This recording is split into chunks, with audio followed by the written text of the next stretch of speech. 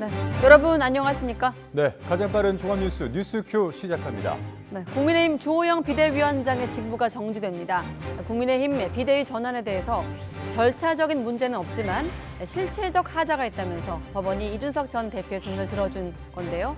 연찬회에서 이른바 원팀 다지기를 막근된 국민의힘 또 한 번 경랑과 혼돈이 예상되고 있습니다. 잠시 뒤 판결 내용과 파장 이어서 짚겠습니다. 네. 그리고 우리나라가 13년 만에 해외에서 원전 관련 사업을 따내며 원전 생태계 복원에 대한 기대감이 또 높아지고 있습니다. 자, 잠시 뒤에 전문가와 함께 과제까지 짚어보도록 하겠습니다. 그럼 취재기자 연결해 가처분 판결 속보 자세하게 알아보겠습니다. 국민의힘 이준석 전 대표가 당 비상대책위원회 전원의 반발에 제기한 효력 정지 가처분 신청을 법원이 받아들여 주호영 비대위원장의 직무를 정지한다고 결정했습니다. 네, 이 법원의 판단 핵심은 당이 비대위를 꾸릴 정도로 비상 상황이 아니었는데 당대표가 반대하는 비대위를 설치한 게 정당 민주주의에 반한다고 판단을 한 겁니다. 자, 취재기자 연결을 해보도록 하겠습니다. 강민경 기자. 네, 서울 남부지방법원입니다. 네, 한 대목 좀 설명이 필요한데 법원의 결정 좀 더 전해주시죠. 네, 법원이 이준석 전 대표가 주호영 비상대책위원장을 상대로 한 국민의힘 효력정지 가처분 신청을 받아들였습니다. 서울 남부지방법원은 오늘 이 전 대표가 주 비대위원장을 상대로 낸 효력정지 가처분 신청을 인용했습니다. 이에 따라 법원은 본안 판결이 확정될 때까지 주 비대위원장의 직무집행을 정지한다고 결정했습니다. 법원은 먼저 이 전 대표가 주장한 상임 전국위와 전국위원회의 의결과 소집 부분에 대해서는 절차상의 문제는 없다고 판단했습니다. 또 반대 토론이 불가능한 자동응답 전화 ARS 방식을 사용했다는 부분에 대해서도 중대한 하자까지는 아니라고 봤습니다. 그러나 법원은 무엇보다 국민의힘이 비대위로 전환될 정도의 위기 상황이 아니었다고 판단했습니다. 절차상의 문제는 없더라도 실체적 하자가 있다는 지적입니다. 국민의힘 당원당규상 비대위 출범 조건은 당대표가 권리에 준하는 상황이 발생하거나 최고위원회의의 기능이 상실되는 건데요.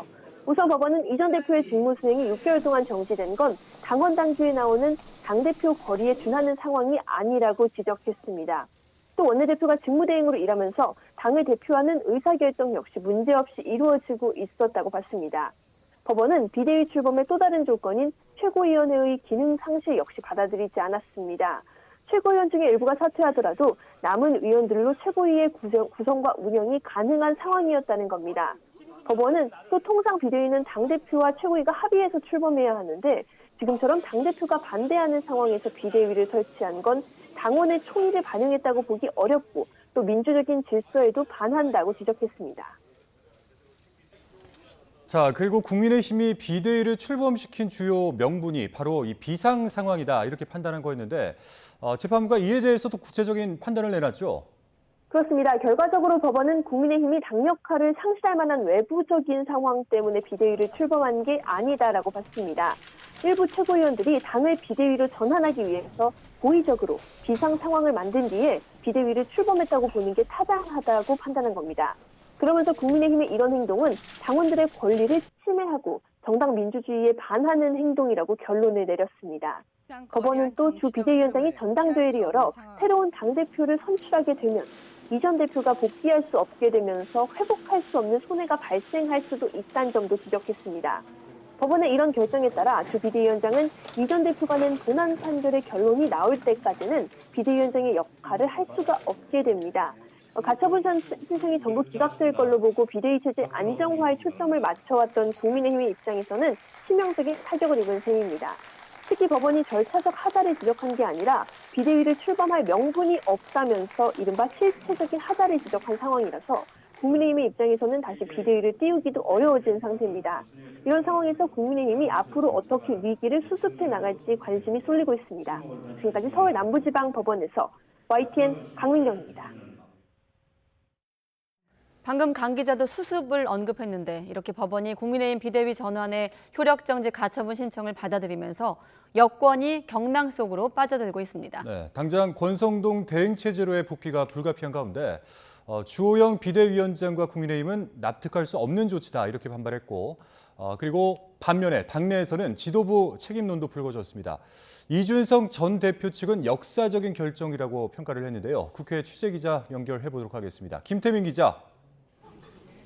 네, 국회입니다. 네, 당장 주호영 비대위원장의 직무가 정지됐습니다. 당의 공식 입장부터 들어볼까요? 네, 국민의힘은 1박 2일 연찬회가 끝난 직후 이 같은 법원 판단을 받아들고 혼란에 빠졌습니다. 차기 전당대회 시기를 논의하던 과정에서 비대위 체제 자체가 무효화됐기 때문입니다.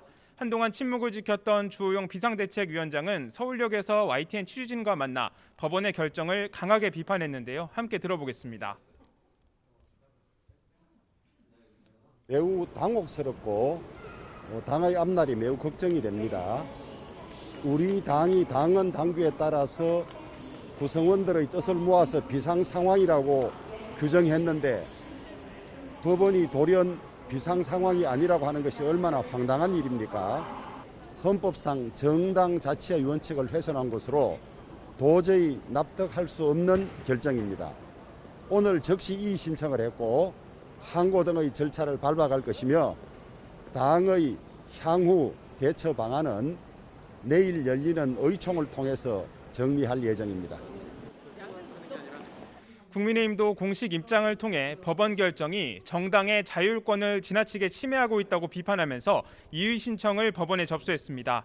하지만 당장 지도부 공백 사태가 발생한 만큼 당분간 혼란을 피할 수 없을 전망인데요.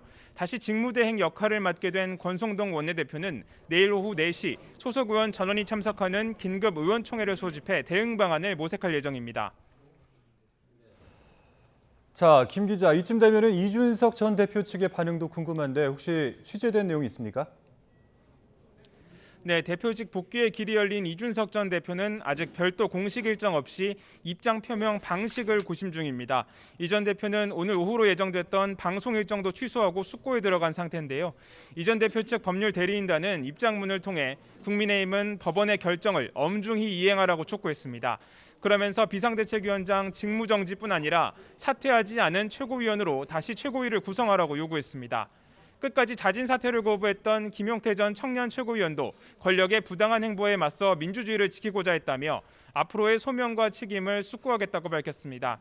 당내에선 지도부 책임론도 제기됐습니다. 마지막까지 이 전 대표 복귀기를 열어둬야 한다고 주장했던 하태경 의원은 SNS를 통해 국민의힘이 법원에 의해 반민주 정당으로 낙인 찍힌 것이라고 비판했습니다. 그러면서 파국만은 막아야 한다는 호소를 무시하고 정치로 해결할 수 있는 기회를 걷어찬 결과 당의 잘못된 심판받았다며 당 지도부는 이 파국에 대한 책임을 져야 한다고 지적했습니다. 이처럼 사상 초유의 사태에 당은 강경 대응 방침을 굳힌 가운데 일각에선 지도부 책임론까지 터져나오면서 당분간 극심한 논란이 이어질 것으로 보입니다. 네, 그리고 여기에 대한 민주당 반응도 조금 전 나오지 않았습니까? 네, 민주당은 국민의힘이 서동요 부르듯 우리 당이 비상 상황이라고 외쳐대며 비대위를 꾸리더니 비대위원장 직무 집행정지라는 초유의 진짜 비상 상황을 맞이했다고 꼬집었습니다. 그러면서 이 사태 원인이 윤석열 대통령에 대한 과도한 충성 정쟁이 아니었는지 되돌아보길 바란다고 꼬집었습니다. 이어 대통령의 당무 개입으로 빚은 참사는 더 이상 일어나선 안 된다며 본말이 전도된 국민의힘의 체제 전환으로 가장 큰 피해를 본 건 당원과 국민이라고 강조했습니다. 네, 그리고 민주당 소식도 하나 살펴보겠습니다. 민주당은 이 한 차례 부결됐었던 당원 80조 개정안 다시 의결했죠? 네, 민주당은 오늘 오전 10시부터 오후 3시까지 중앙위원회 온라인 투표를 진행했습니다. 그제 부결됐던 당원 개정안에서 논란이 된 권리당원 전원투표 신설 조항을 뺀 당원 개정안을 투표에 붙인 겁니다. 투표 결과 송기현 중앙위 부의장은 중앙위원 566명 중 418명이 투표에 참여했고 311명이 찬성해 찬성률 54.95%로 수정안이 가결됐다고 밝혔습니다. 다만 박용진 의원 등 이른바 비명계는 전체 당원 개정안이 부결된 후 일부를 다시 상정한 건 일사부재 원칙에 어긋난 비대위 월권이라며 계속 반발하고 있습니다. 지금까지 국회에서 YTN 김태민입니다. 네, 법원이 주호영 비대위원장의 직무집행 정지를 결정한 것과 관련해 대통령실은 공식 입장을 내지 않았습니다. 대통령실 관계자는 YTN에 법원의 결정에 대해서 대통령실이 언급하는 것은 적절하지 않다고 말했습니다. 윤석열 대통령은 법원이 비대위에 제동을 건 것은 판결을 낸 시점, 비대위에 제동을 건 판결을 낸 시점, 또 대구에서 주호영 비대위원장과 동반 일정을 소화하고 있어 관련 내용을 실시간으로 인지한 것으로 알려졌습니다. 앞서 윤 대통령은 여당 내용과 관련된 질문을 수차례 받았고 그때마다 당무에 개입하지 않는다. 또 대통령은 여당의 수장이 아니라는 말로 선을 그어왔습니다. 네, 법원이 국민의힘 비대위원장 직무 정지를 이렇게 결정하면서 여당은 다시 소용돌이, 경랑 속으로 빠져들고 있습니다. 이 상당 기간 지도부 공백을 피할 수 없는 것으로 보이는 가운데 현 지도부는 정당 자치 훼손이라면서 이의 신청을 하겠다는 계획입니다. 네, 이번엔 임승호 전 국민의힘 대변인과 함께 이어가겠습니다. 네, 안녕하십니까? 네, 안녕하십니까? 민주당 얘기대로 지금이 오히려 비상 상황이 아닌가 이런 생각이 드는데 네. 법원이 조목조목 지금 이번 가처분 신청에 대해서 판단을 내렸습니다. 일단 좀 한마디로 말하면 이 전 대표가 제기한 주장을 사실상 거의 다 받아들인 건 아닙니까? 사실상 모든 부분에 대해서 수용이 되었고 더욱더 중요한 것은 지금 실체적 하자 문제에 대해서 사실 변호인단 측에서도 굉장히 좀 의아했다. 왜냐하면 이것이 이처럼 해석을 내려줄까에 대해서 좀 의아한 상황이었는데 실체적 하자 부분에 있어서 사실상 정당 민주주의를 파괴했다라는 언급이 나오면서 이러한 것들이 상당히 큰 파장을 불러오지 않을까 그렇게 생각하고 있습니다. 네, 실체적 하자. 아까 저희 기자도 설명을 했는데 조금 더 말씀을 해주신다면요. 아무래도 지금 전환이 되는 과정에서 ARS 투표라든지 이런 것들 같은 경우에는 상당히 위법하지는 않다라는 판결이 있었지만 결국에는 이 전환 과정 자체가 비대위로 전환되는 과정 자체가 기존에 있었던 이준석 대표의 국민의힘 체제를 전환하기 위한 일련의 과정이었지 그러니까 스스로 창조해낸 일종의 비상 상황이었고 외부의 어떤 사고에 의해서 발생한 것이 아니다라는 해석이 있기 때문에 사실 주영 위원장이 이 판결 이전에 절차만 조금 수정하면 된다. 만약에 인용이 된다면 그런 언급을 했었는데 지금 이 상황 같은 경우에는 단순히 절차적 하자를 문제 삼은 것이 아니라 그렇게 전환하는 시도 자체가 민주주의에 반하는 내용이다라고 했기 때문에 주영 위원장 같은 논리가 지금 쓸 수 없게 된 상황입니다. 일부러 비상 상황을 만들었다라고 이제 법원이 판단을 한 건데 일종의 보험 사기 같은 것이라고 보면 될 것 같은데요. 우리가 비유를 하자면 보험금을 탄다고 사고를 내면 그것을 우리가 보험 사기라고 하지 않습니까? 그래서 그것과 상당히 유사한 사태다 이렇게 비유할 수 있을 것 같습니다. 그런데 조금 전 YTN이 이제 주호영 비대위원장 입장을 취재했는데 법원의 결정은 헌법 정신을 훼손한 것이다. 특히나 비상 상황은 정당이 자체적으로 판단해야 된다 이런 입장을 내놨거든요.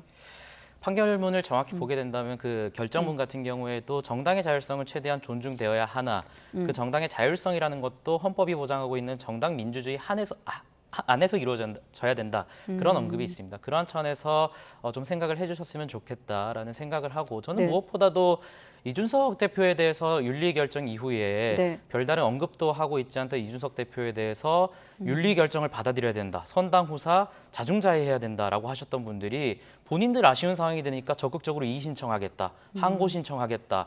받아들일 수 없다. 정당의 자율성 침해다. 이런 얘기를 하고 있거든요. 그러니까 결국에는 그때는 본인들이 아쉬웠던 것이 없으니까 그런 식으로 얘기를 하다가 이제 와서 그런 식의 논리대로라면 왜 본인들은 선당후사 자중자애 안 하죠? 그 한 달 전에 뱉었던 본인들의 논리를 한번 다시 돌아보셔라 그렇게 말씀드리고 싶습니다. 네, 그럼 여기서 잠깐 주호영 비대위원장 얘기를 한번 들어볼까요? 네, 준비가 되면 바로 주호영 비대위원장 얘기를 들어보겠습니다.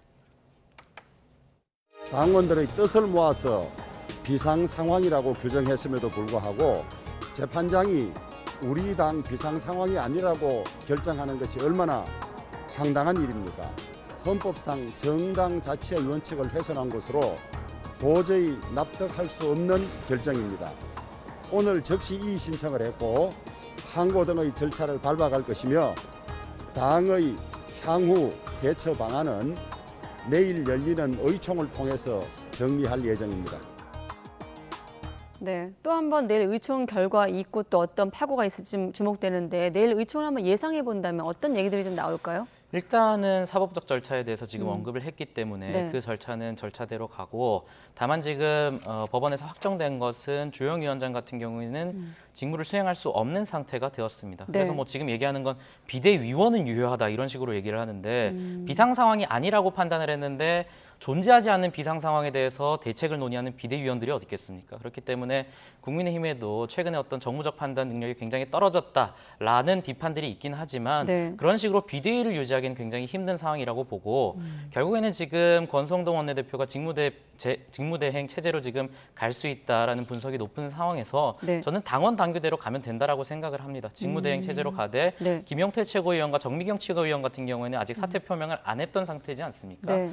그래서 그 체제대로 다시 가고 다만 사퇴를 한 최고위원에 대해서는 당원 당규에 명백하게 다시 선출하라라는 규정이 있습니다. 그렇기 때문에 당원 당규로 돌아가면 이 사태를 가장 빨리 수습할 수 있는 지름길에 있는 것이지 이것을 또 꼬아서 해석해서 뭐 당원 당규에 새로운 조항을 집어넣으면 됩니다. 아니면 비대위원장은 존재하지 않지만 비대위원은 존재하는 비대위다. 라는 식으로 해석하게 된다면 네. 더욱더 따끔한 국민들의 회초리를 맞을 것이다. 이렇게 생각합니다. 자, 그럼 잠깐 정리해보면 사퇴하지 않은 최고위원, 김용태 최고위원 있고 정미경 최고위원이 있는데 이렇게 되면 이제 2명의 최고위원이 있고 권성동 체제 다시 대행으로 돌아가야 된다 이런 지금 전망이 많거든요. 예. 여기에 대한 권성동 원내대표 입장이 지금 아직은 안 들어오고 있습니다만 그렇게 흘러갈 가능성이 높다고 보십니까? 저는 상식적인 판단을 하고 있는 정당이라면 일단 그런 식으로 수습을 해야 된다라고 보고 다만 권성동 원내대표가 과연 직무대행으로서 계속 갈 것인가에 네. 대해서는 고민이 있어야 된다라고 생각을 합니다.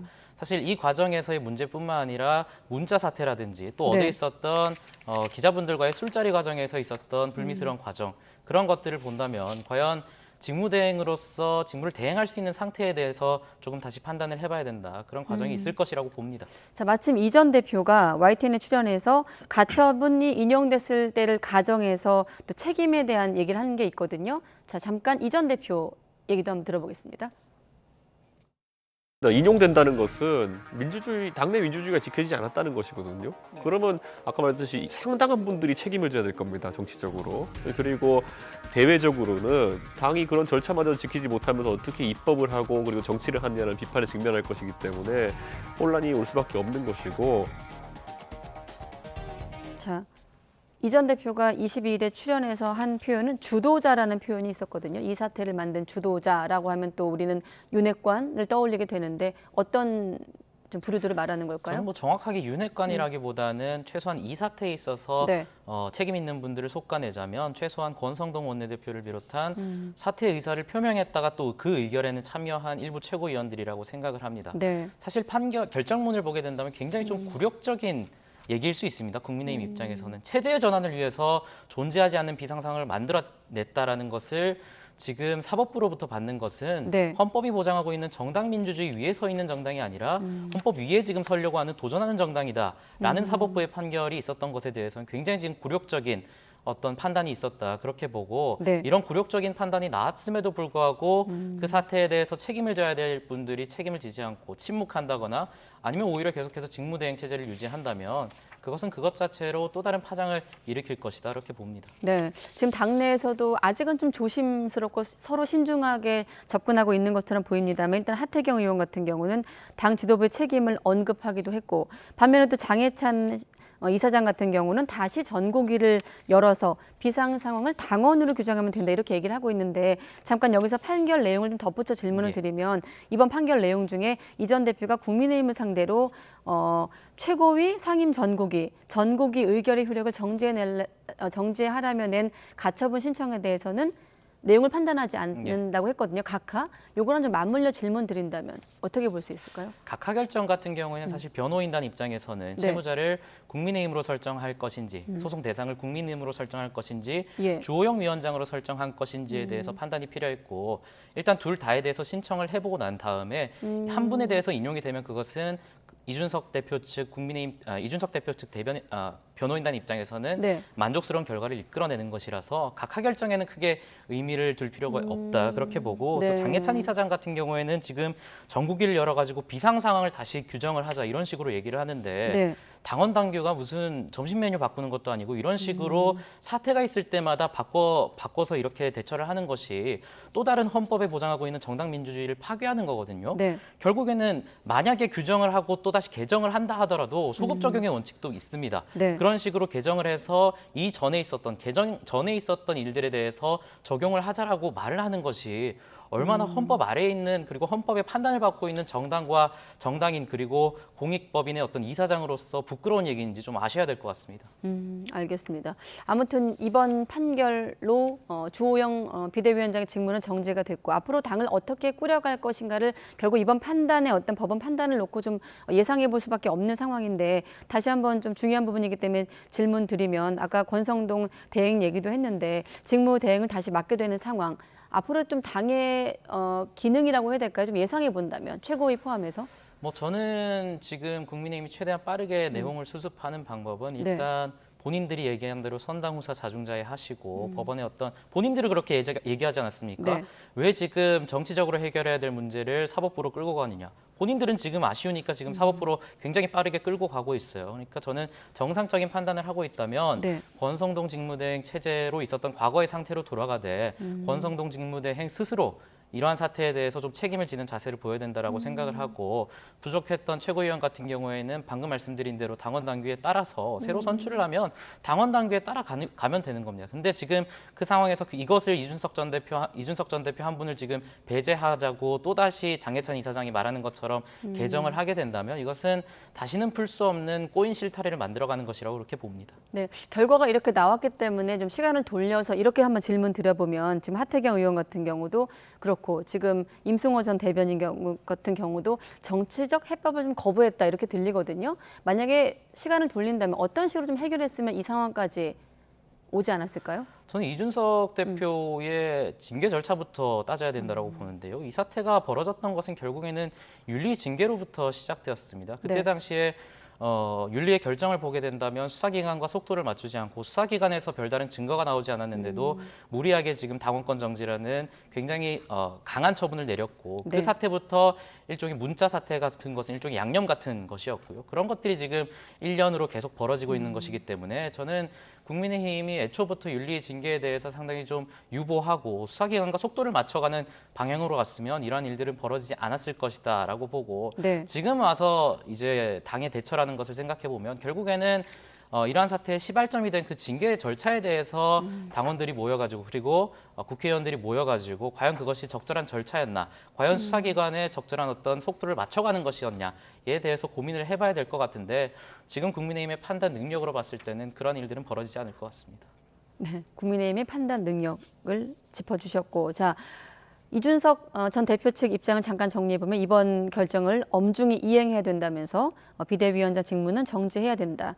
또 사퇴하지 않은 최고위원으로 최고위원을 꾸리자라는 입장까지 나왔는데 이번엔 이준석 전 대표의 거취와 관련해 한번 질문을 드리면 어쨌든 내년 1월까지는 직무가 정지된 상태로 흘러가는 거고 기억하실 겁니다. 아마 이 전 대표가 가처분이 인용이 된 며칠 전에 잠적하겠다 뭐 이런 얘기를 하기도 했거든요. 앞으로 이 전 대표의 거취는 어떻게 예상할 수 있을까요? 혹시 오늘 판결 나고 이 전 대표와 좀 뭐 통화를 한다거나 뭐 저는 연락이 닿았을까요? 뭐 연락이 닿은 상태는 아니고요. 평소에도 연락을 많이 하는 사이는 아니라서. 근데 예상을 해보자면 네. 징계 이후 그리고 문자 사태 이전까지는 이준석 대표가 별다른 어떤 언론에 대한 반응은 내놓지 않았습니다. 그렇기 때문에 네. 그때 상태로 되돌아갈 것이다. 이준석 전 대표가 굉장히 지금 강하게 나오게 된 시점은 어떤 대통령의 문자가 공개된 이후로 그때부터 굉장히 강하게 나오기 시작했거든요. 그래서 네. 그 전 상태로 돌아가서 징계 이후와 문자 상태 이전의 상태로 돌아가서 다시 본인이 말했던 것처럼 당원들과의 모임을 추진하고 그러한 어떤 해법을 찾아가지 않을까 그렇게 생각하고 있습니다. 네. 또 한 가지 당내에서는 연일 뭐 지금 강도 높은 비판을 하면서 이 전 대표가 추가 징계 가능성도 거론되고 있거든요. 가처분 결정 이후 당내에서 지난번 이제 김성원 의원 윤리위 네. 판단할 때 추가 논의가 있을 것인가 말 것인가 좀 관심 모았는데 이 부분이 좀 영향을 미칠까요? 그때 당시에 보면 윤리위원장이 어떤 말을 했냐면 유보하겠다 뭐 이런 식으로 얘기를 했던 걸로 네. 기억하고 있습니다. 결국에는 징계 가능성이 있다라는 것을 애둘러 표현했다라고 보고 저는 지금 국민의힘 측에서 어떤 사법적 절차로 대응하겠다라고 표명한 상황에서 사법적 절차가 본인들의 뜻대로 진행되지 않는다면 지금 사실 뭐 지도부 위에 있는 게 윤리위원 아니겠습니까? 윤리 네. 아니겠습니까? 그러한 상태에서 윤리를 활용해서 이준석 전 대표에 대해서 또다시 징계를 할 가능성도 결코 배제할 수 없다 이렇게 봅니다. 네. 한 가지만 더 추가 질문 드리면 이번에 어떤 갈등이 좀 불거지면서 한 가지 또 갈등이 어떤 갈래로 나타났던 게 그 청년 정치인 간의 갈등이었거든요. 자, 이번 가처분 인용 결정 이후 그게 좀 심화될까요? 아니면 수습될까요? 어떻게 예상하십니까? 그럼 청년 정치인과의 갈등이 있었는지는 잘 모르겠습니다. 그냥 장해찬 이사장께서 갑자기 깃발을 들고 나오셔가지고 허수아비와의 싸움을 하시고 있는 것이지 뭐 장해찬 이사장과 함께하는 분들이 뭐 청년 정치인들 서로 간에 어떤 갈등을 했다라거나 그랬다면 그렇게 표현할 수 있겠지만 네. 장해찬 이사장이 어떤 발언한 내용이라는 것도 최고위원에 대해서 어떤 재산 내역을 언급하거나 아니면 토론 배틀로 선발된 대변인들에 대해서 뭐 이름도 못 들어봤다 이런 식으로 얘기하는 것에 대해서 혼자 진흙탕에서 허수아비 싸움하시는 분들 저희가 어떻게 갈등이라고 표현할 수 있겠습니까? 네, 여기까지 듣겠습니다. 임승호 전 국민의힘 대변인과 함께 오늘 가처분 인용 내용 짚어봤습니다. 고맙습니다. 감사합니다.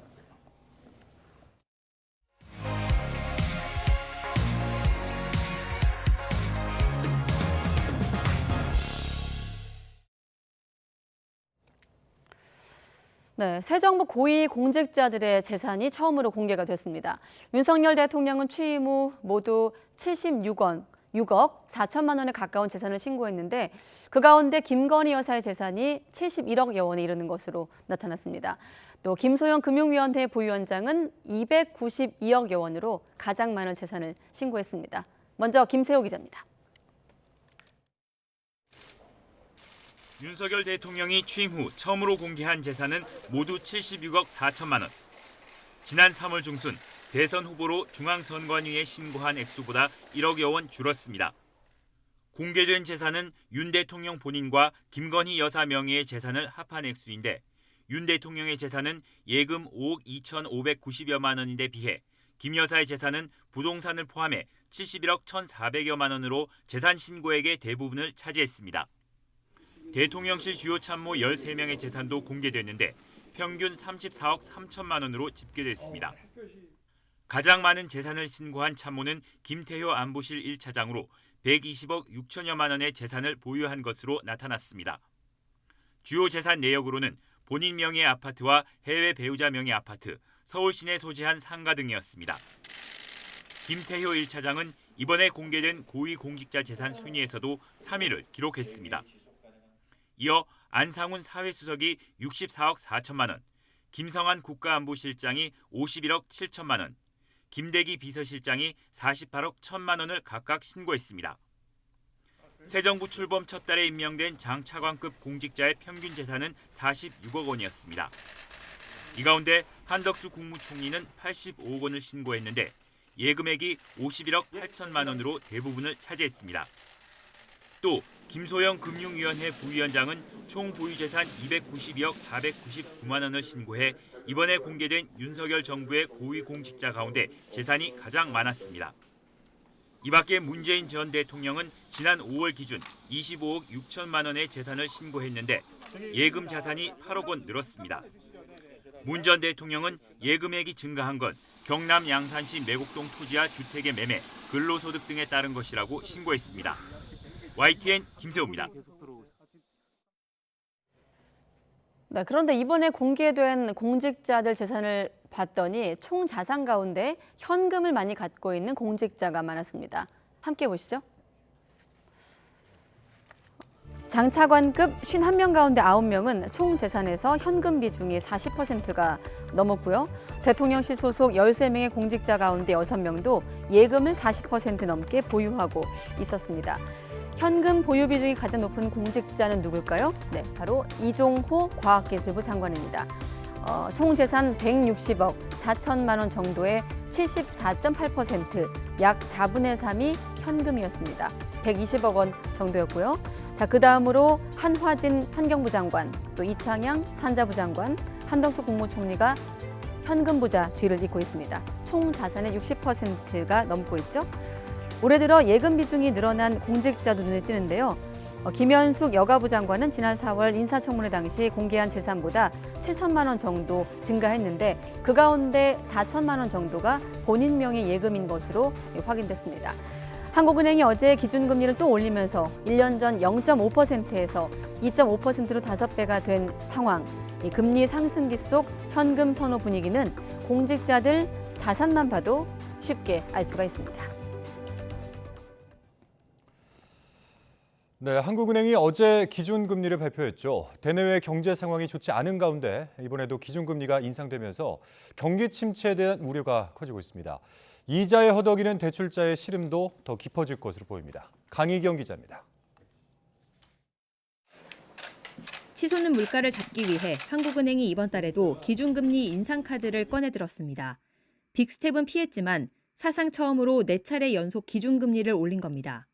정점과 관계없이 높은 물가 오름세가 지속될 것으로 예상되기 때문에 당분간 물가를 중심으로 한 통화정책 기조가 유지될 것으로 지금 생각하고 있습니다. 문제는 금리 인상에 따른 경기 침체 우려입니다. 안 그래도 높은 물가에 소비와 투자가 더 위축될 수 있기 때문입니다. 한은금융통화위원회도 의결문에서 물가를 잡기 위해 불가피한 결정이라면서도 경기 하방 위험이 있다는 우려를 여러 차례 드러냈습니다.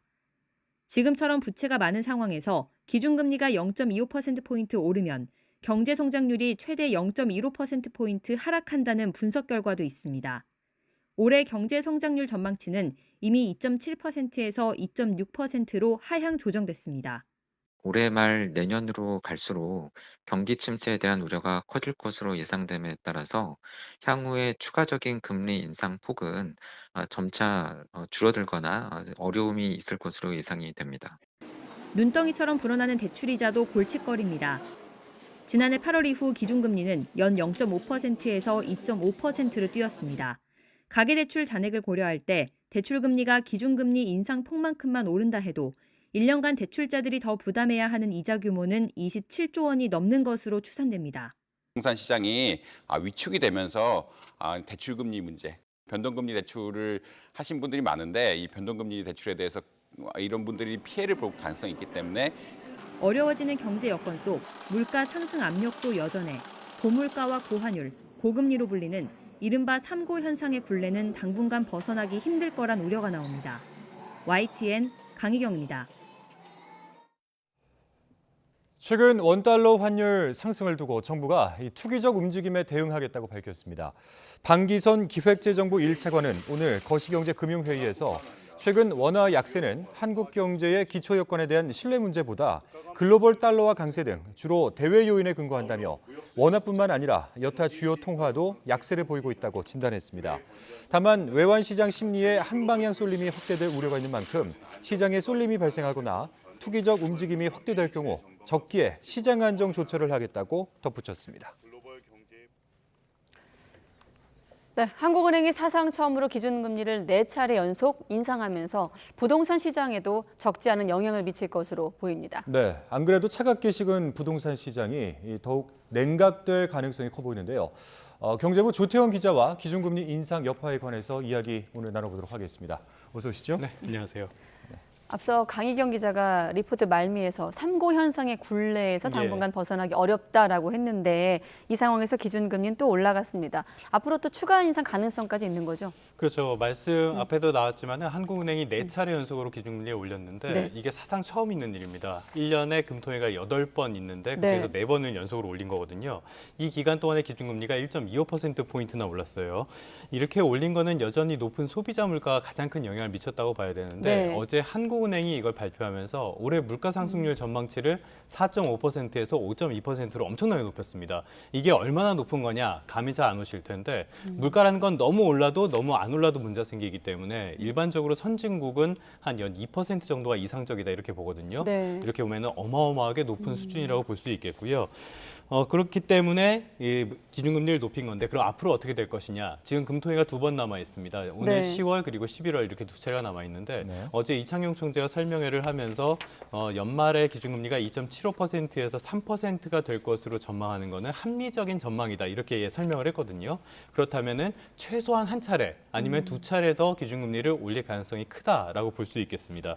기준금리의 첫 번째 목표, 그러니까 통화정책이죠. 첫 번째 목표는 역시 물가지만은 경제 전반에 막대한 영향을 끼칩니다. 부동산 시장을 포함한 자산 시장에도 영향을 미치고요. 따라서 부동산 시장에도 앞으로 상당한 좀 영향이 있을 것으로 보입니다.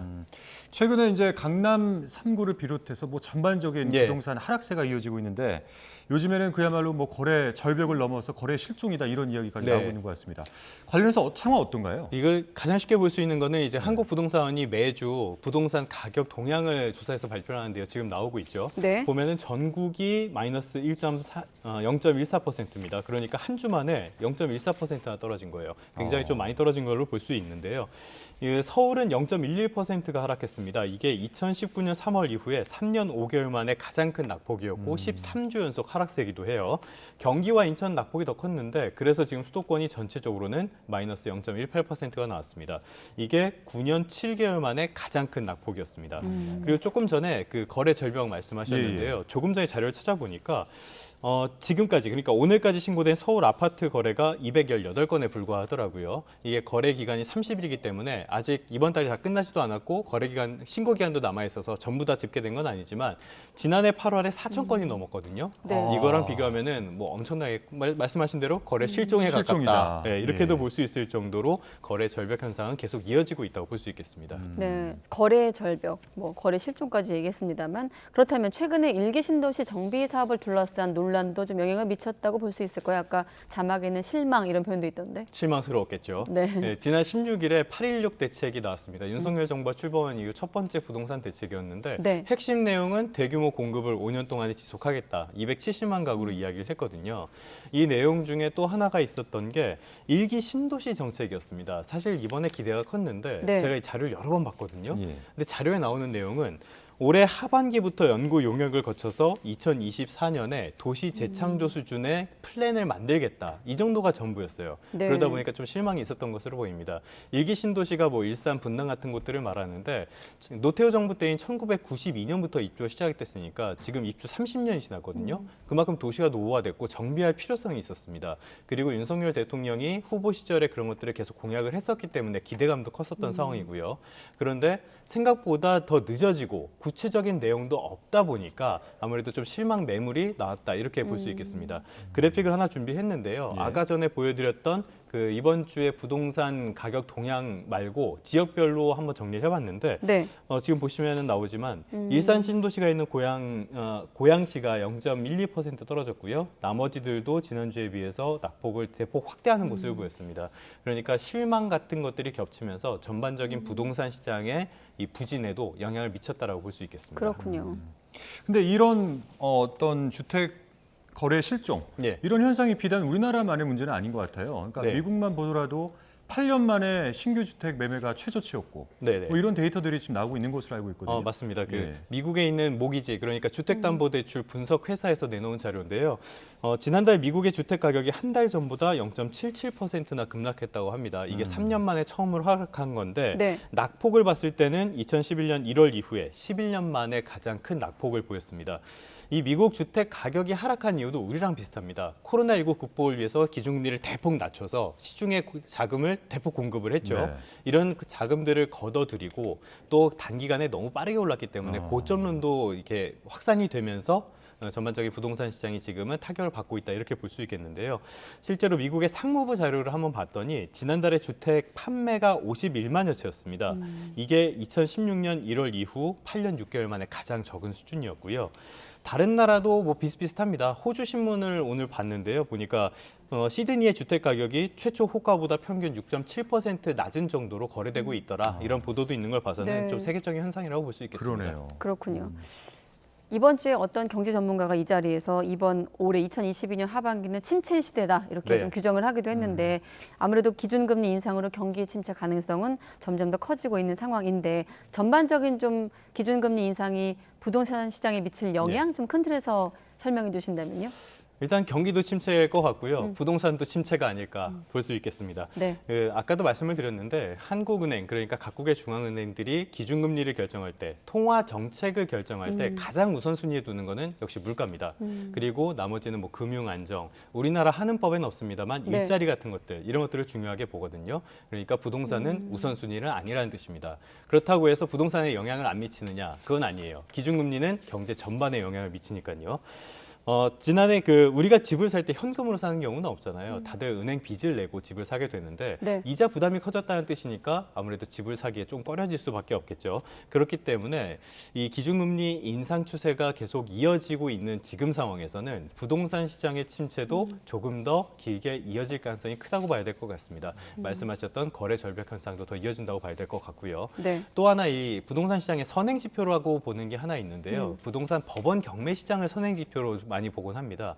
근데 지금 보면은 법원 경매 시장의 낙찰가율이라는 게 있어요. 이거는 감정가와 비교한 낙찰 가격을 말하는 비율인데 이 수치가 지금 계속적으로 하락하는 모습입니다. 그거는 경매 시장이 좀 인기를 잃어가고 수요자들이 덜 찾고 있다 이렇게 볼 수 있는데요. 유찰이 돼도 떨어지잖아요. 그렇죠. 네. 전반적으로 지금 계속적으로 수도권 중심으로 하락하고 있는 모습을 보이고 있기 때문에 선행 지표가 떨어졌으니까 이런 부동산 시장의 부진은 조금 더 이어질 가능성이 크다라고 봐야 될 것 같습니다. 네, 알겠습니다. 지금까지 경제부 조태현 기자였습니다. 잘 들었습니다. 네, 고맙습니다.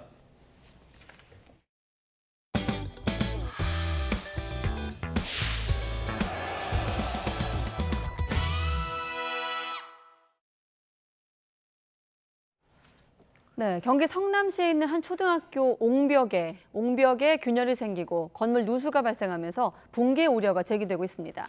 경기도 교육청이 긴급 진단을 결정을 했는데 이 학부모들은 학교에 아이들을 못 보내겠다면서 불안감을 토로하고 있다고 합니다.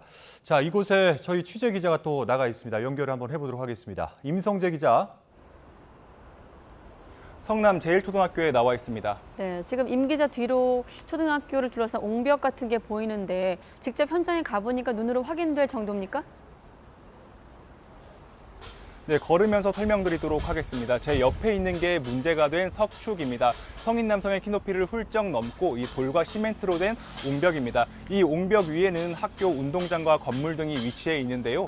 이 주민들은 지난 2018년부터 진행된 이 아파트 신축 공사 이후로 균열 등이 발생했다고 주장했습니다. 실제 옆으로 보시면 이 균열 틈 사이로 대부분 시멘트로 채워진 상황입니다.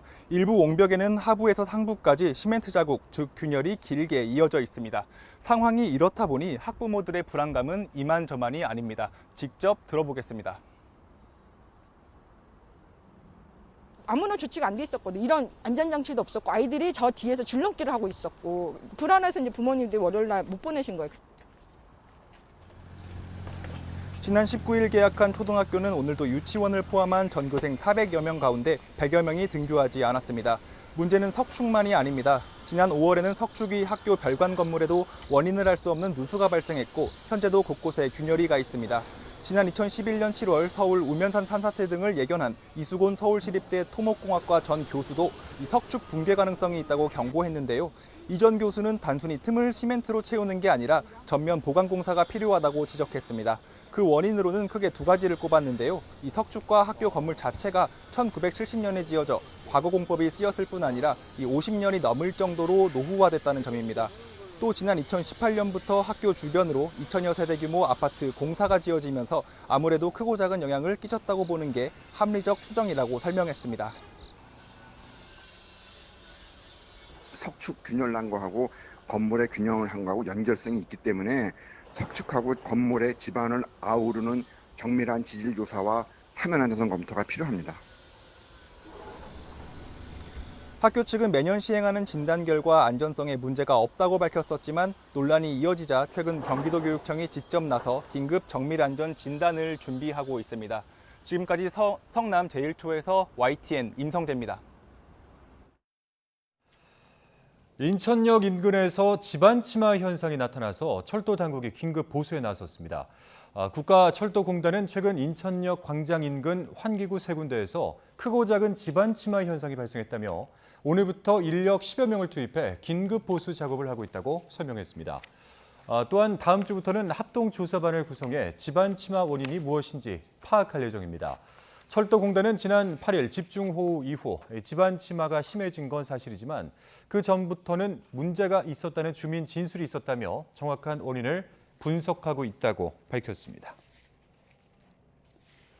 수도권 등의 폭우로 침수된 차량이 12,000대에 달하는 가운데 침수차의 중고차로 유통될 가능성이 커지고 있습니다. 한국소비자원은 수리비가 차량 가액을 초과하면 폐차해야 하지만 부분 침수 차량은 수리 등을 거쳐 중고차 시장에 유입될 수 있다고 우려했습니다. 이어 중고차를 구매할 때는 먼저 보험 개발원 사이트에서 사고 기록과 침수 정보를 조회하고 계약서에 침수차 환급 특약을 기재해야 한다고 당부하기도 했습니다. 서울시가 현재 3,800원인 일반 택시 기본 요금을 20%, 즉 800원 이상 올리는 안을 검토하고 있습니다. 서울시는 이 같은 내용의 기본 요금 인상안을 검토하고 있는데 그동안 평균 인상률이 24%였던 것을 고려하면 오를 요금은 4,600원에서 4,800원 사이가 될 가능성이 큽니다. 시는 조만간 택시 요금 조정안을 발표할 예정이며 다음 달 5일 관련 공청회를 열고 관련 업계와 전문가, 시민들의 의견을 수렴할 계획입니다. 네, 코로나19 위중증 환자가 사흘째 500명대를 기록한 가운데 정부가 위중증 환자 대책을 추가했습니다. 환자 증가에 대비해서 중증 병상에 대한 이 재원 적정성 평가를 강화하고 또 먹는 치료약 처방률도 계속 높일 예정이라고 합니다. 취재부서 연결해 보겠습니다. 김연아 기자. 네, 사회 2부입니다. 네, 그러니까 병상이 부족한 건 아닌데 재원 적정성 평가를 강화한다고요? 네, 그렇습니다. 현재 중환자 병상 가동률은 50%가 채 되지 않습니다. 그래서 정부는 아직까진 의료 대응 여력이 안정적이라고 밝혔는데요. 다만 앞으로 2, 3주는 위중증 환자가 늘어날 것이기 때문에 병상 운영에 있어 효율성을 높일 필요가 있다는 설명입니다. 이에 따라 다음 주부터는 매일 재원 적정성 평가를 진행하고 퇴실 명령 이행 기간도 이틀에서 하루로 단축하기로 했습니다. 먹는 치료제 처방의 중요성도 연일 강조하고 있습니다. 사실 팍스로비드는 병용 금지 약품이 많아서 처방이 까다로운데요. 방역 당국의 노력 속에 매주 처방량이 증가하고 있습니다. 지난주에는 한 주 전보다 4,000명분이 더 처방됐고 특히 원스톱 진료 기간은 97% 이상이 방문 당일 먹는 치료제 처방이 가능합니다. 하지만 정부는 고위험군에 대한 먹는 치료제 처방률이 현재 20%에서 절반까지는 올라와야 표적화된 고위험군 정밀 방역이 가능하다고 보고 있습니다.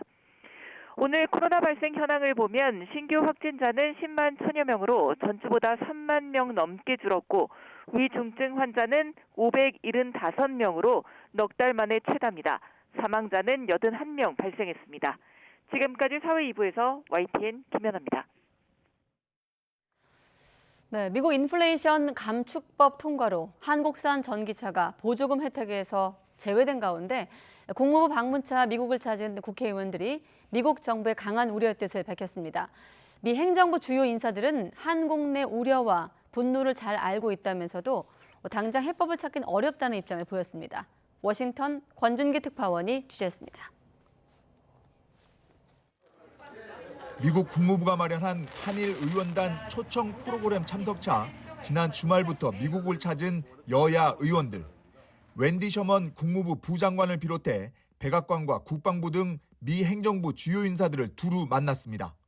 이 자리에서 의원들은 최근 발효된 인플레이션 감축법으로 한국산 전기차가 보조금 대상에서 제외된 점을 따져 물었습니다.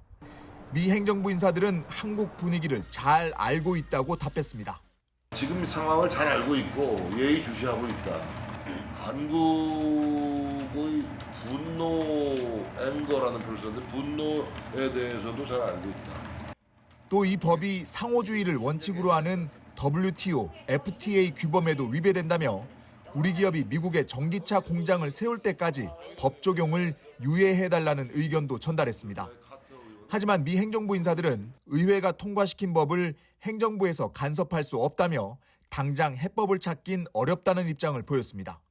상당히 고심하는 분위기는 일어섰었는데 행정부는 의회의 결정을 따를 수밖에 없다는 그런 기본적인 입장. 현대차 공장이 있는 조지아주의 버디 카터 하원 의원과 화상 통화에서는 한국 기업 차별을 막기 위해 힘을 다하겠다는 답을 들었습니다. 이런 가운데 전기차 보조금 차별 문제 대응을 위해 다음 주 산업부 신통상질서 전략실장이 워싱턴을 방문하고 다음 달엔 통상교섭본부장이 회의 참석차 미국을 방문해 우리 정부와 기업의 우려를 전달할 예정입니다. 급히 미국을 찾은 정의선 현대차 회장도 뉴욕 등지에 이어 이번 주말엔 워싱턴을 찾을 것으로 알려졌습니다. 이름은 인플레이션 감축법이지만 사실상 메이드 인 USA법의 통과로 우리 기업 발등에 불이 떨어진 가운데 기업과 이 정관계 모두 분주하게 해법을 찾고 있습니다. 워싱턴에서 YTN 권준기입니다. 한중 수교 30년, 중국에서 한류 상품의 위상은 예전만 못해진 게 현실입니다.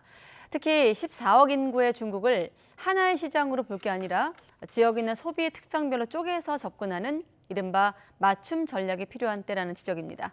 베이징 강정규 특파원이 보도합니다. 중국의 수도 베이징에서 한중 수교 30주년 기념 판촉 행사가 열렸습니다. 한쪽에선 중국판 유튜버 왕홍이 실시간 방송을 통해 한국 화장품을 판매합니다. 这个如果你们想了解的话，也可以扫这个啊，在哪里买？在这里，宝贝，先截个图吧，快来截个图。 K-뷰티와 K-푸드에 이어 K-팻까지 한류란 이름 아래 150개 업체가 모였지만 속내는 복잡합니다. 중국에서 더 잘 팔리는 우리 기업의 간편식품. 겉으로 보기엔 한국 제품이라는 게 잘 드러나지 않습니다. 중국 진출 10년 만에 흑자로 전환한 이 업체가 현지화에 주력한 흔적인데 2017년 사드 역풍을 피해갈 수 있던 이유였기도 합니다. 그렇다고 예전만 못한 한류에 대한 반응을 사드 사태로만 설명할 수는 없습니다. 무섭게 치고 올라오는 현지 업체들에 이어 세계 유명 상표들까지 판촉 경쟁을 벌이는 곳이 바로 14억 소비시장 중국입니다. 중국 소비자들도 그만큼 눈이 높아졌습니다. 国产品牌的崛起，可能会占据一些市场，其他国家的这些品牌一起进入的话，可能价格优势没有那么明显了。 한국 상품을 포장만 바꿔서 수출하는 방식으로 돈 버는 시대는 끝났다는 게 현장의 목소리입니다. 중국은 지역별로 워낙 시장이 크고 또 세분화된 그런 어떤 시장의 특성을 가지고 있고 또 상관습이라든지 소비자들의 어떤 소비 특성이라든지 또 민족도 또 다양하기 때문에 흔히 세계 3대 소비 시장으로 꼽히는 중국. 미국이나 유럽처럼 치밀한 시장 조사와 현지화 전략이 부족한 건 아닌지 반문해 볼 시점입니다. 베이징에서 YTN 강정규입니다. 네, 한국 수력 원자력이 3조 원 규모의 이집트 원전 건설 사업을 수주했습니다. 조단위의 원자 수출은 2009년 이후 13년 만이라고 하는데 국내 원전 산업 부활의 신호탄이다 이런 기대도 있습니다. 13년 만에 해외 원전 수조, 이 의미와 남은 과제는 무엇인지 주한교 서울대 원자핵공학과 교수와 함께 하나씩 짚어보도록 하겠습니다. 어서 오세요, 교수님. 네, 안녕하십니까? 네. 3조 원 규모 이집트 엘다바 원전 건설 사업을 수주를 했습니다. 40조 원 규모의 사업 가운데 일부 이제 참여하게 된 건데 어떤 의미가 있는 겁니까? 예, 우리가 그 원전의 주요 부분인 주기기계는 아니지만 네. 이제 보조기기, 그다음에 이제 2차 개통 이런 거를 건설하고 납품하는데 참여를 할 수 있게 돼가지고 지금 이제 원전 산업이 그동안 원전 건설이 없어서 네. 이제 고사 위기에 이렇게 처해 있었는데 그 사례 회상하는데 아주 큰 활력을 제공할 그런 의미 있는 수주라고 그렇게 생각합니다. 교수님 옆으로 지금 저희가 사업 개요를 정리해 봤는데 특히나 이제 한국이 수주한 내용을 좀 주목할 필요가 있을 텐데 아까 터빈 건물 시공이라고 되어 있는데 이 부분이 좀 중요한 건가요?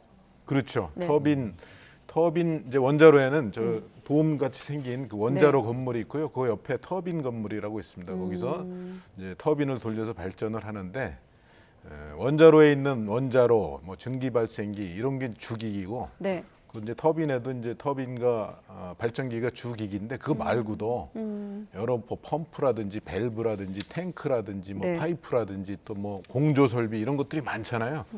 그런 것들을 하는 겁니다. 원전 그 옆에 기자재 있는 공급? 그 터빈 건물도 짓고 거기 들어가는 그 보조기기들을 다 납품하고 이제 그런. 네.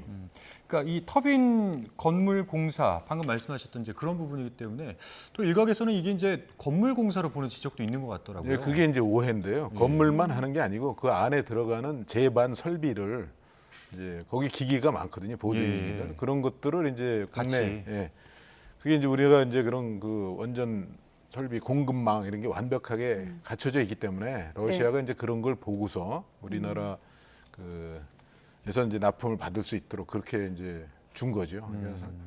그렇군요.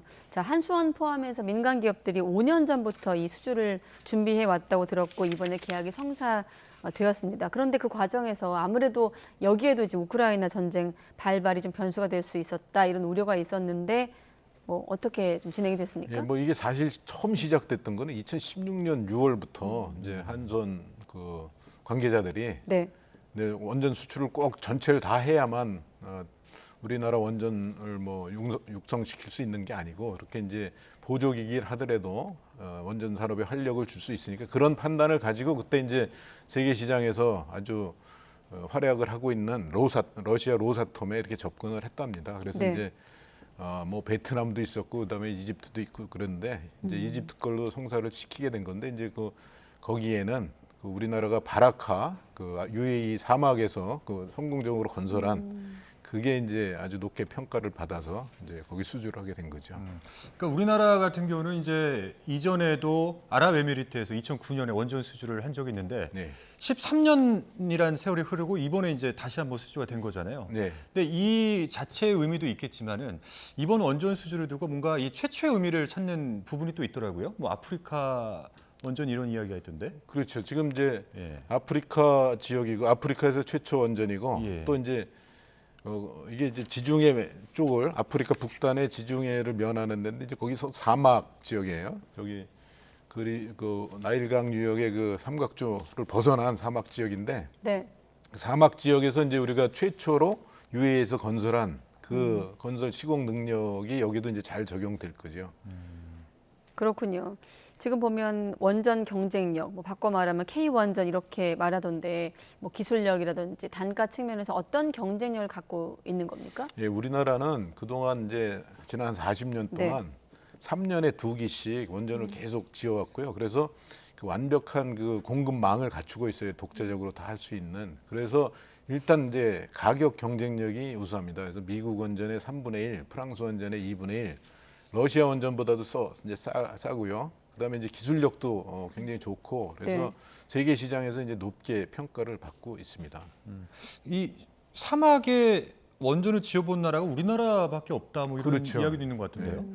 근데 사막 같으면 일단 이제 뜨겁잖아요. 예. 바닷물 온도도 높고 또 뭐 모래 폭풍 이런 게 있고 이제 그런 특수한 환경에서 이제 정상적으로 안전하게 작동을 하려면 당초 우리나라에서 이제 건설하려고 설계했던 그런 원전의 설계하고는 다르게 많은 그 설계 변경을 해야 됩니다. 예를 들면 이제 바닷물이 이제 거기 뜨거워서 그 배수 온도가 높아지니까 그 배수 쪽에다가 이제 들어가는 쪽에 물을 좀 섞는 그 해수 바이패스 뭐 펌프 이런 것도 해야 되고 그다음에 이제 모래 폭풍 같은 게 막 많이 들어올 거 아니에요. 그러면 이제 창문 이런 데다가 다 그 모래를 걸릴 수 있는 그런 시스템도 해야 되고 냉방도 이제 우리나라에서 하던 것보다 훨씬 많이 해야 되고 그러니까 설계 변경이 많았는데 그런 거를 이제 딱 적절하게 다 맞춰져 줬고 그런 그 설계 변경이 뭐 10,000건도 넘었다고 합니다. 그런 거를 러시아가 이제 아주 높게 평가를 한 거죠. 네. 이번 그 수주 대규모 수주를 놓고 언론의 제목을 보니까 원전 산업 부활의 신호탄이다. 또 생태계가 복원될 것이다. 회복될 것이다. 이런 기대감들이 좀 있던데 생태계가 복원된다는 건 어떤 의미일까요? 네, 지난 한 4년 동안 탈원전이 이제 아주 강고하게 시행이 됐는데 가장 큰 폐해가 새로운 그런 원전 건설을 못했어요. 그래서 이제 원전 산업계의 그 제조 산업계의 매출액이 뭐 급감하고 그랬는데 보통 한 5조 정도 될 매출액이 한 3조 이하로 이렇게 떨어져서 지난 5년간 누적된 그 손실액이 한 6.7조 정도 이렇게 되거든요. 네. 그리고 인원도 원전 그 제조 산업체에 종사하는 인원도 한 22,000에서 한 18,000 이렇게 줄어가지고 18,000 한 17% 이렇게 줄었는데 그래서 산업체를 떠나는 사람들, 떠나는 사람도 있었고 이제 뭐 일감이 없으니까 뭐 사업을 정리하는 그런 고용주도 있었고 이제 그랬는데 지금 이제 이게 이제 본격적으로 한 올해 말부터 이렇게 사업자 선정이 되고 그러면서 이제 납품을 할 수 있게 되면 이제 회생을 하는 그런 신호탄이 될 거다 이렇게 봅니다. 그러니까 말씀하신 대로 이제 우리나라는 3년에 2기 정도의 원전을 건설을 해오다가 이제 급감 이게 이제 없어져 버리니까 관련된 인력이나 뭐 사업 규모가 급감을 했었다. 그렇죠. 근데 이번 이 원전 수주로 인해서 제가 알기로는 오는 11월에도 체코 사업 입찰에 참여하는 것으로 알고 있는데 이번 이런 노하우가 또 도움이 될 거라고 보시나요? 그 이제 상대국에 맞는 그런 설계를 하고 제 계약 조건을 제시하고 그러는 게 이제 도움이 되겠죠. 예, 근데 이제 체코 거는 2029년에 이제 공사를 시작하게 되거든요. 그러니까 당장은 지금 이제 고사되는 그런 원전 산업계에는 이 이집트 건이 훨씬 더 도움이 될 겁니다. 이집트 건이. 네. 우리가 좀 뛰어넘어야 될 것들이 있다면 어떤 걸까요? 일단 러시아 같은 경우는 이제 경쟁자로도 파악되기도 하고 좀 경쟁자도 많을 것 같고 어떻습니까? 좀 원천 기술 부재 이런 측면에서 이제 본다면 그거보다는요. 일단 이제 세계 시장에서 지금 우리하고 경쟁할 수 있는 그 국가는 지금 말씀하신 러시아, 중국, 그다음에 이제 미국인데 이제 미국하고는 우리가 그 소위 원전 동맹 이런 얘기 있잖아요. 서로 협력적인 관계로 이렇게 나가야 되는데 지금 어려운 거라고 할 수 있는 거는 이제 사우디 같은데 이제 사우디도 우리나라 사막 그 시공 능력을 봐서 우리 걸 하고 싶어 하는데 거기는 또 이제 그 소위 원자력 협정, 미국과의 1, 2, 3 협정 그거를 전제로 하려고 그래요. 이제 그래 그 정치적인 문제가 있는데 그런 게 좀 어려운데 그 미국하고 잘 협력해서 뭐 일을 좀 분담한다는 식으로 하든지 그렇게 해서 사우디 것도 성사시키고 폴란드 것도 성사시키고 뭐 그래야 될 것 같습니다. 아까 보니까 이번 엘다바 원전 사업 개요에서 사업 기간이 2022년에서 2030년이거든요. 뭐 일단은 수주했습니다만 실제 발주까지는 좀 몇 개월 혹은 1년까지 더 걸릴 이제 거다. 올해 말부터 이제 사업자가 선정되고 내년, 후년 뭐 이렇게 이제 기기가 공급되는 거죠. 그럼 어떤 뒷받침이 좀 필요할까요? 뒷받침은 일단 이제 그 산업계에서 인력이 유출된 그런 기업들도 있을 거거든요. 이제 그런 사람들한테 앞으로 이제 희망이 있으니까 다시 돌아와라. 그래서 인력 보강, 원위치 회복시키는 게 필요할 거라고 봅니다. 저희가 이제 뭐 아까도 잠깐 말씀을 드렸는데 체코 사업 입찰권도 있을 거고 앞으로 이제 이런 입찰권들이 줄줄이 있을 텐데 우리나라 또 경쟁 그 각을 세우고 있는 나라가 러시아, 중국, 미국 이 정도다라고 말씀하셨잖아요. 입찰할 때 좀 중요하게 고려될 만한 점이 무엇이 있고 또 우리나라 경쟁력은 어느 수준일까요? 이제 그 나라에서 이제 짓는데 여러 어려움이 있을 수 있단 말이에요. 이제 우리 사막에서는 잘 졌지만 예를 들면 우리가 영국에도 이렇게 또 진출을 모색하고 있는데 영국에는 여러 이제 그 금융 조달하고 그것도 건설하고 현재 업체를 얼마 이상 하라고 그런 요건들을 잘 고려를 해야 됩니다. 네, 알겠습니다. 자, 13년 만에 해외 원전 수주 의미를 짚어봤습니다. 네, 주한규 교수와 함께했습니다. 교수님 고맙습니다. 네, 고맙습니다. 네.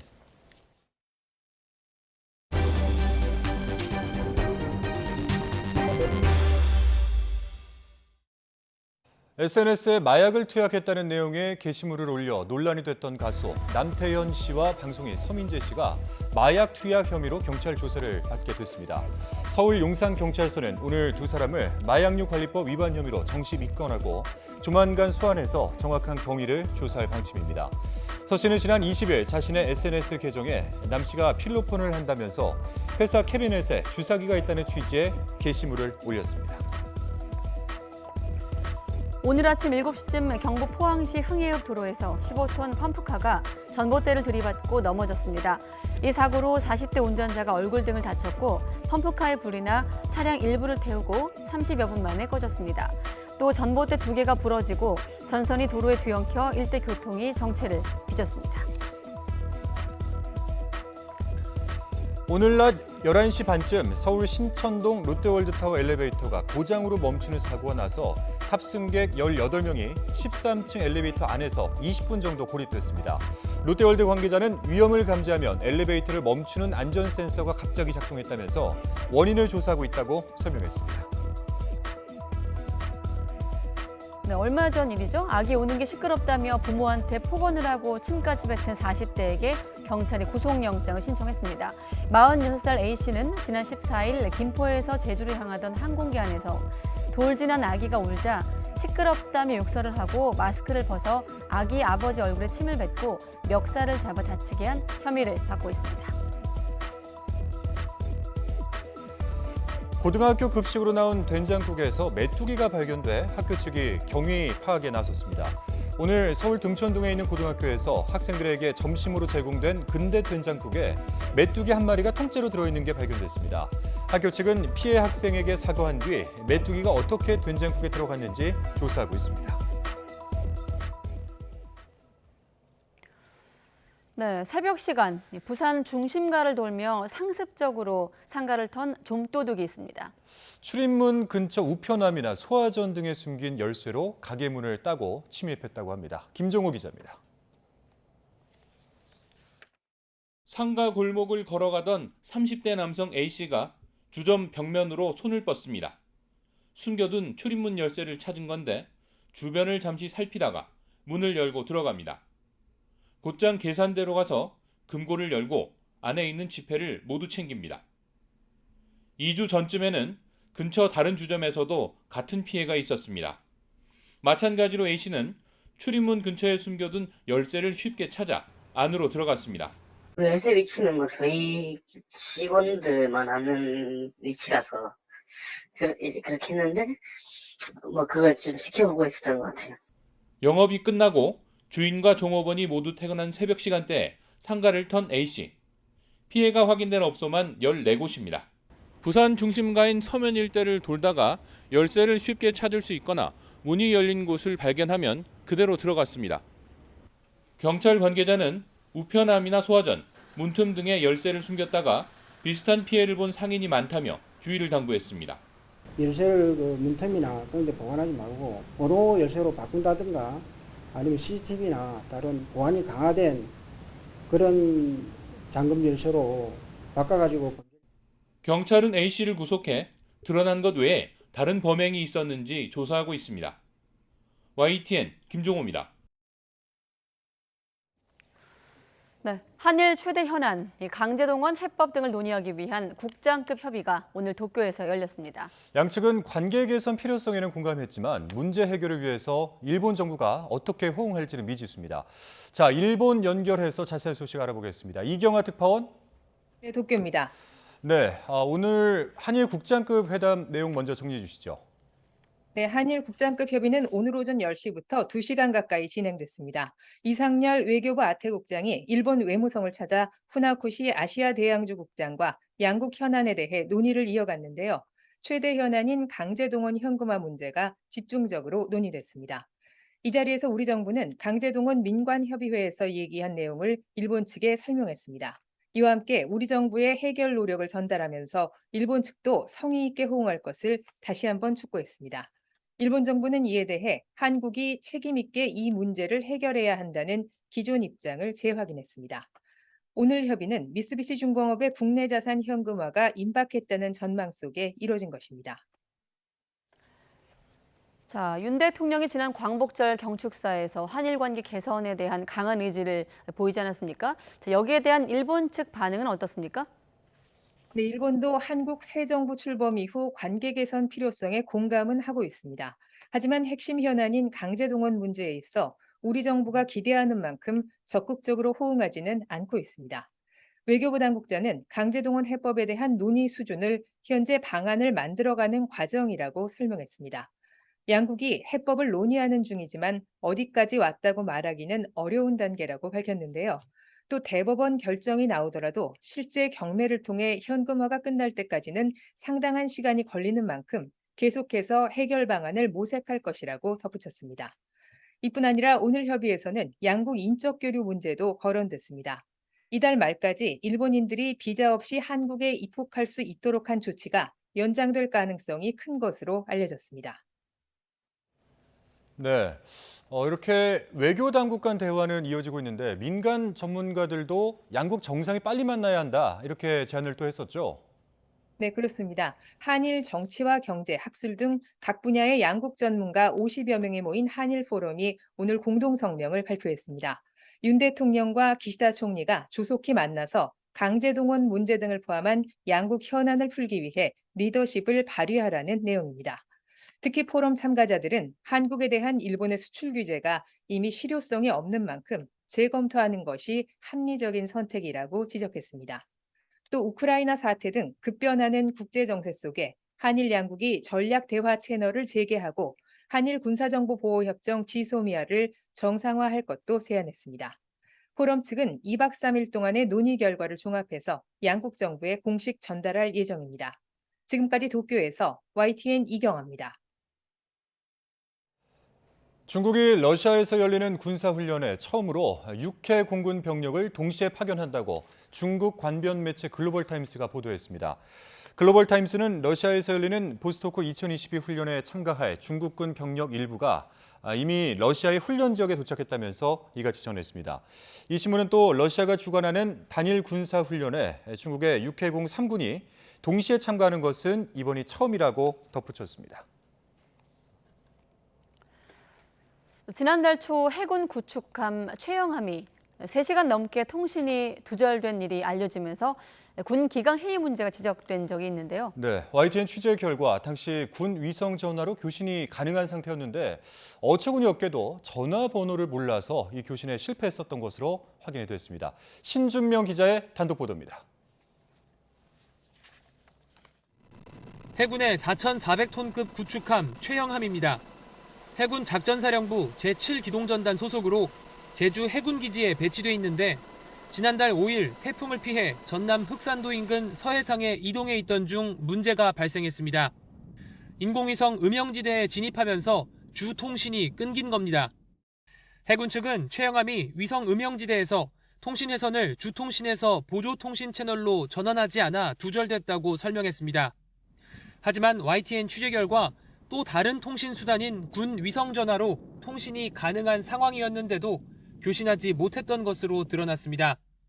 함정 교신에는 해상작전 위성통신 체계라고 부르는 주통신과 군 위성통신 체계라는 보조 통신 외에도 인터넷 전화, 군 위성 전화 등 다양한 채널이 사용됩니다. 최영함과의 주통신이 끊긴 걸 파악한 시점은 새벽 0시 47분. 해군 3함대는 매뉴얼에 따라 보조 통신 등 가용한 통신망을 총동원해 교신을 시도했습니다.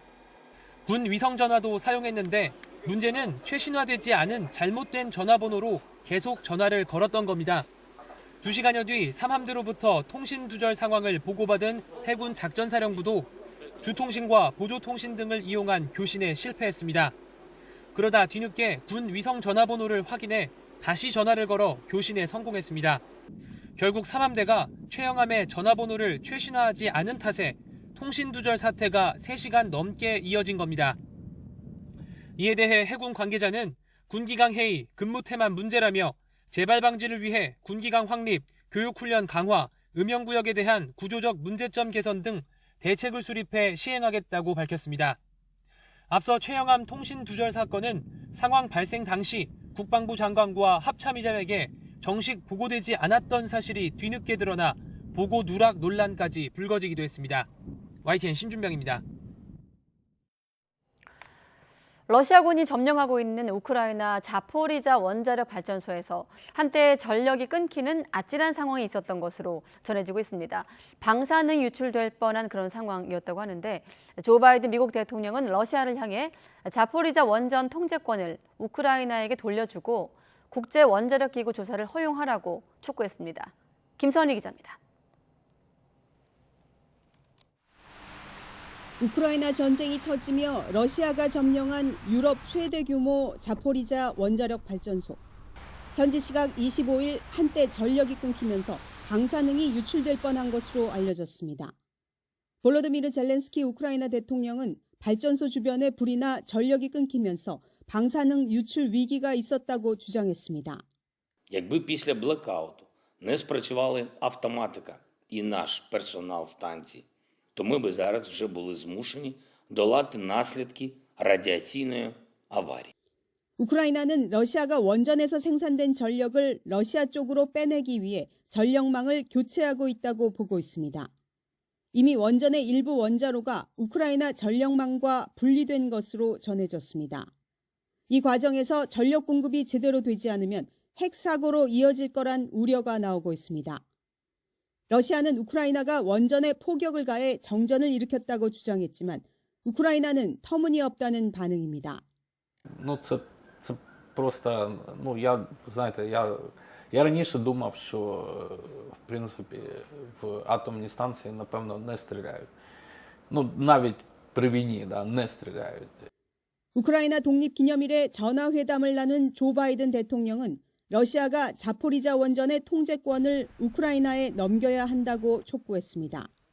이어 국제원자력기구 IAEA가 발전소의 안전을 점검하도록 방문을 허용해야 한다고 강조했습니다. And so we have said Russia should agree to demilitarize the zone around the plant and agree to allow an international Atomic Energy Agency visit as soon as possible to check on the safety and security of the systems. IAEA 사무총장은 시찰단 파견을 위해 러시아와 협상을 이어가고 있다며 회담이 성공에 근접해 있다고 밝혔습니다. YTN 김선입니다. 그런가 하면 우크라이나 자포리자주 원자력 발전소 단지에 남아있는 우크라이나 국적 직원의 탈출 행렬이 이어지고 있다고 미국 CNN 방송이 현지 시각으로 25일 보도하기도 했습니다. 단일 단지로는 유럽 최대인 자포리자 원전의 직원 수는 전쟁 이전 약 11,000명이었지만 전쟁 이후 직원들이 떠나면서 일부만 남았습니다.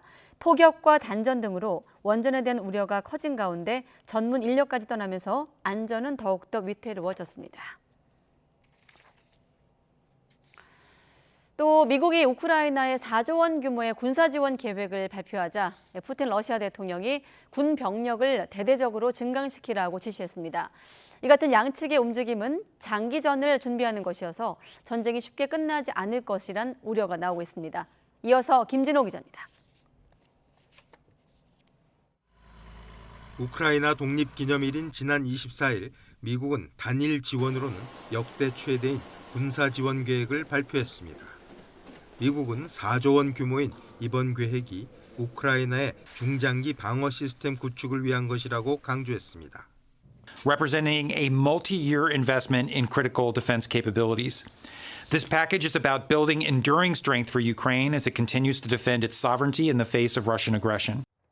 하루 뒤 러시아가 군 병력 규모를 현재 약 101만 명에서 내년부터 약 115만 명으로 늘린다고 발표했습니다.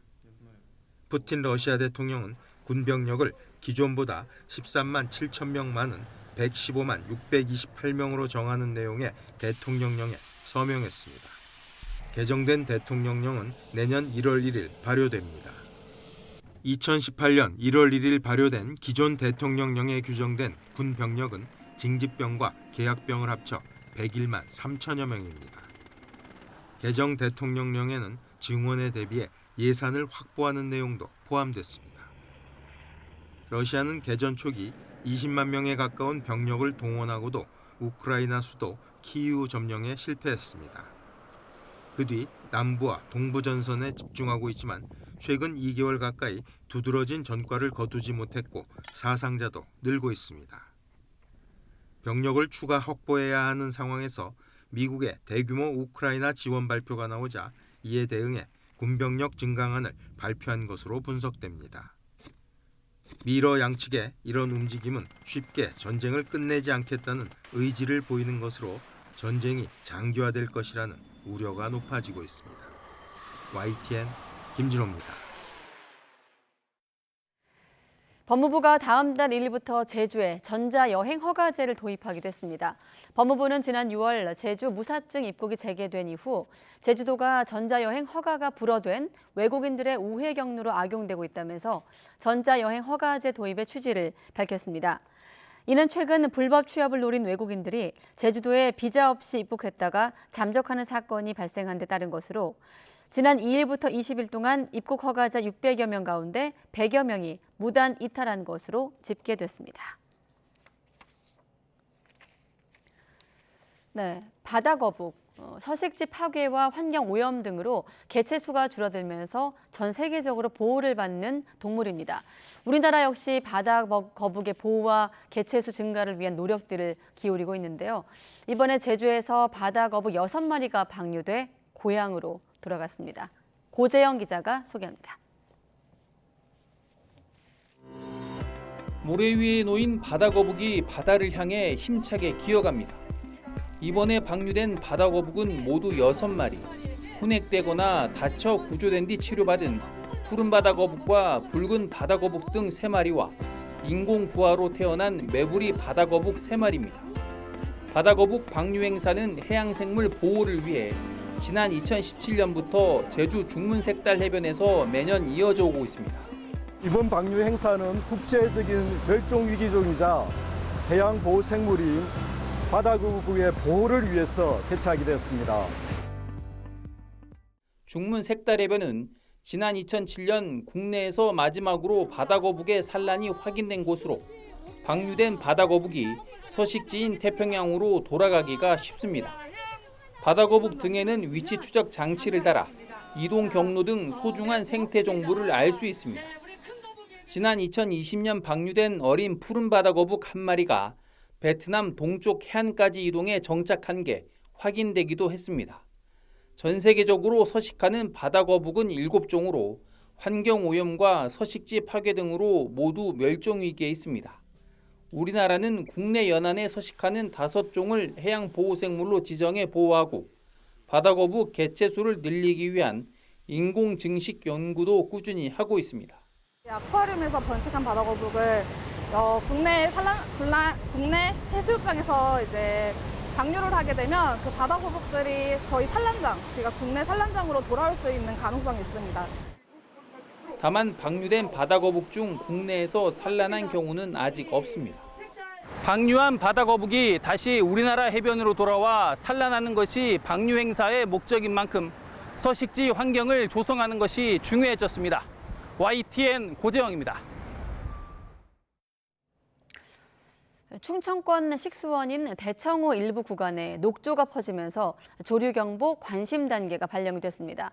예년보다 2주 정도 늦은 건데 관계 당국이 식수원에 문제가 없도록 정수 처리 등을 강화하고 있습니다. 이성우 기자입니다. 마치 물감을 풀어놓은 듯 대청호 빛깔이 온통 녹색으로 변했습니다. 수면 위에는 녹조 알갱이가 뭉쳐있고 호숫가에는 녹조띠가 밀려왔습니다. 투명한 컵으로 물을 담아보니 녹조 알갱이가 고스란히 보입니다. 조류경보 관심 단계가 발령된 대청호 회남 수역입니다. 보시다시피 수면이 짙은 녹조로 뒤덮여 있습니다. 녹조 확산을 막기 위해 회남 수역에 녹조 제거선이 투입돼 정화 작업을 벌이고 있습니다. 또 인근 수초 재배섬에서 수중식물을 재배해 녹조의 원인인 영양염류도 제거하고 있습니다. 회남대교 상부에 설치된 수류 차단막입니다. 길이가 410m에 달하는데 녹조가 확산하는 것을 막고 있습니다. 충청권 식수원인 대청호 회남수역에 조류경보 관심 단계가 발령된 때는 지난 25일. 2주 연속 남조류 세포수가 1ml당 1000개가 넘어가면서 조류경보가 발령됐습니다. 대청호 추소리 지역도 조류경보는 발령되지 않았지만 호수 빛깔이 녹색인 상황. 사정이 이렇자 충청북도는 금강유역 환경청과 한국수자원공사 등과 함께 식수원 보호에 나섰습니다. 녹조가 더 퍼지는 것을 막기 위해 조류 차단막과 나노 버블 장치 그리고 녹조 제거선 등을 가동하고 있습니다. 또 안전한 수돗물 공급을 위해 취수구 주변에 조류 차단막을 설치하고 조류가 서식하지 못하는 수면 아래 12m 지점인 심층수에 취수구를 설치했습니다. 조류가 대부분 이제 서식하는 게 수심 한 3m 이내에서 서식을 합니다. 그래서 심층수를 12m 정도에서 심층수를 취수해서 공급을 해줘가지고 먹는 물에는 이상이 없게끔. 관계 당국은 녹조 제거는 물론 상류 지역 축사 분뇨와 오폐수 배출 시설 점검도 강화하기로 했습니다. YTN 이성우입니다.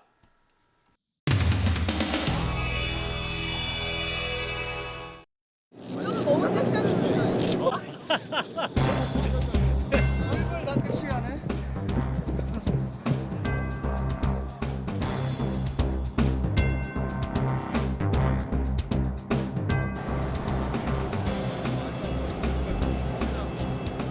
특히나 이 여야 의원들이 이렇게 만나서 화합회장을 할 기회가 거의 없고 축구하면서 저도 국민의힘 의원님들이랑 같이 만나서 이렇게 호흡하는 거 잘.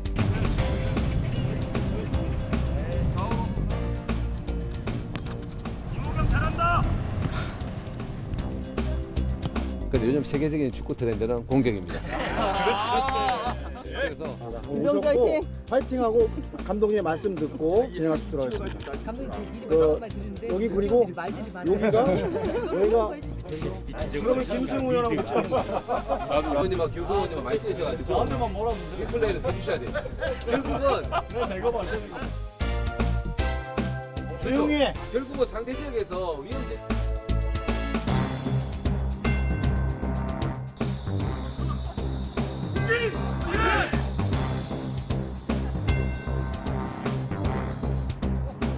내광 선수 대만이 감독만 아니 박대출 선수 국가대표 감독인데 지금 선수로 뛰고 있습니다. 잘 부탁합니다. 꼭 승리해 주십시오. 예. 네. 선수가 없어갖고 이거 어떻게 해야 될지 모르겠는데.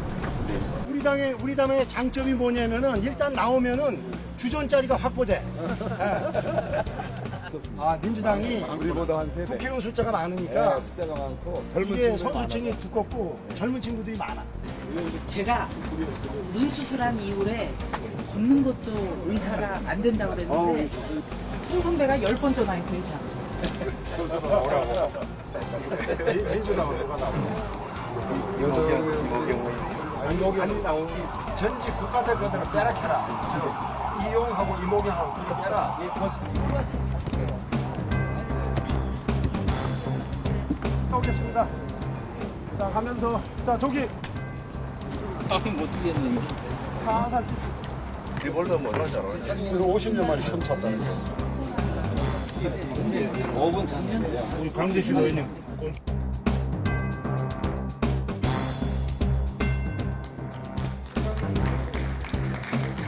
국민이 정말 죄송합니다만 대한민국 보수 정당을 생각했을 때 제일 먼저 떠오르는 이미지는 할아버지 이미지입니다. 죄송합니다. 진짜 그래요.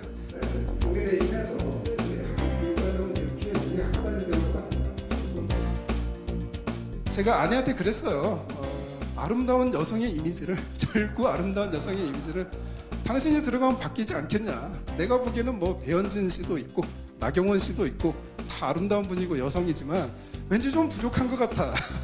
김건희 여사로도 부족한 것 같고 당신이 들어가서 4인방이 되면 끝장이 날 것 같다. 그래서 들어갔으면 좋겠다.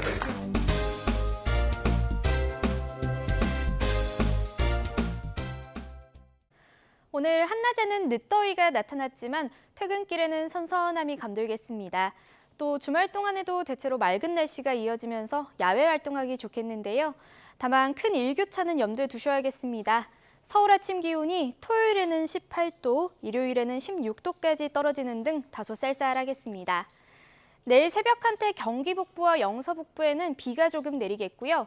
그 밖에 수도권과 영서에도 빗방울이 떨어지는 곳이 있겠습니다. 이후 오전부터는 전국적으로 맑은 날씨가 이어지면서 자외선이 무척 강하겠습니다. 내일 아침 기온은 예년보다 1에서 3도가량 낮겠습니다. 서울 18도, 대전 19도, 광주 20도가 예상됩니다. 내일 낮 기온은 오늘보다 2, 3도가량 낮겠습니다. 서울 26도, 대전 26도, 대구 28도가 예상됩니다. 다음 주 화요일과 수요일 사이에는 충청 이남에 비가 내릴 전망입니다. 날씨였습니다. 네, 가장 빠른 종합뉴스 뉴스큐 마치겠습니다. 이어서 이브닝 뉴스가 방송됩니다. 함께해 주신 여러분 고맙습니다.